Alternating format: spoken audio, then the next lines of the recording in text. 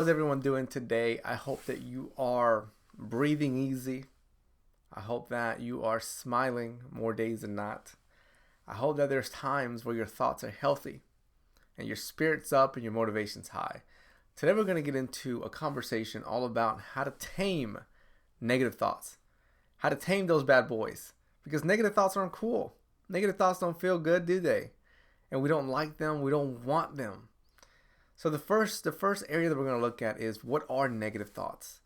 Negative thoughts are these statements that come up, and they're framed in a manner to hurt you, to bring you down, and we don't want that.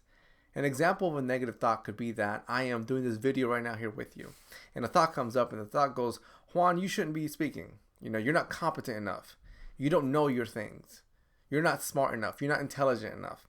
And I want to get those thoughts, and I want to say, get out of here, thoughts.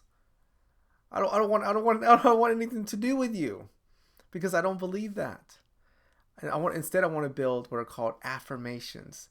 And that's the first strategy we're going to get into. The first strategy to tame negative thoughts is to develop affirmations. Affirmations are positive statements, positive thoughts. Like, I am able, I am capable. Today is going to be a good day. Today I'm going to achieve one of my many goals. Today I'm going to hold the door for a lot of people. Today I'm going to have a positive attitude. Those are affirmations. And that's the first coping skill to taming negative thoughts. So write that down. Keep it close to you. Because it's important for us to know that negative thoughts, they lurk in the darkness. Right? There's always a shadow. There are always going to be bad thoughts, cautiousness, worry. There may not be these profound negative thoughts, but usually there's always going to be some kind of, just insecurity that will stem up, and that can develop into a negative thought. Now, the next strategy I want to share with you is the acceptance. Accept that you're going to have good thoughts, and accept that you're going to have bad thoughts, and then leave it at that. And there's other coping skills that we go into, but I'll share what I mean by that. You can have a positive thought, like today's going to be a good day. And then you accept that. You're like, I accept that I had that thought, and that feels good. You can also have a negative thought, like, I'm going to fail that test. And then you could I accept that I had that negative thought.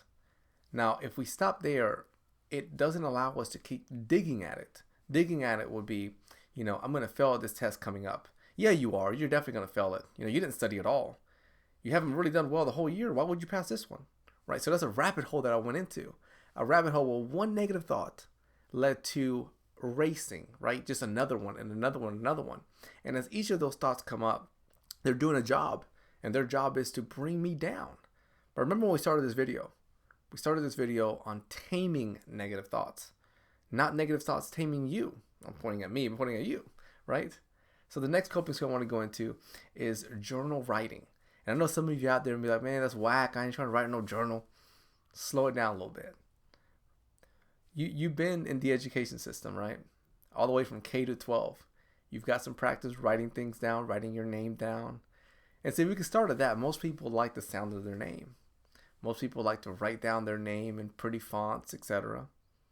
Now, journal writing, it's a beautiful process. There's great research that connects to what it does to the human mind, to the human spirit.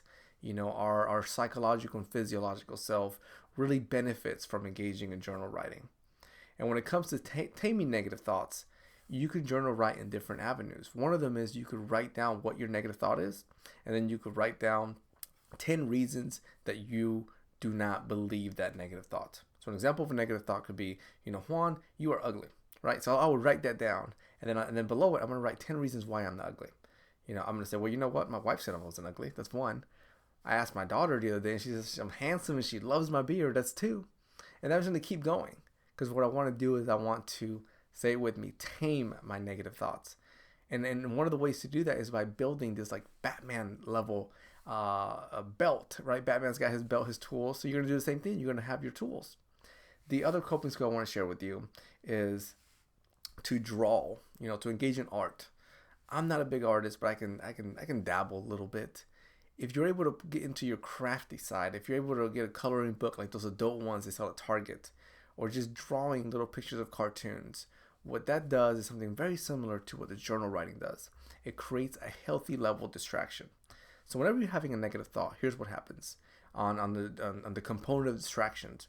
The thought comes up, I'm gonna fail at blah blah blah, and the thought pulls you into it. So you go into this bubble of, let's say, negative bubble. By engaging in a positive thought that can come through, let's say journal writing, or the example we're using, drawing, coloring, some sort of art activity, it distracts you away from it, gets you out of that negative bubble and into a different one, right? We'll say the art bubble. And then in that art bubble, you're free from that negative thought, which then allows you to move forward in a better direction versus being in the negative bubble and then expecting to just pull out of that, with ease.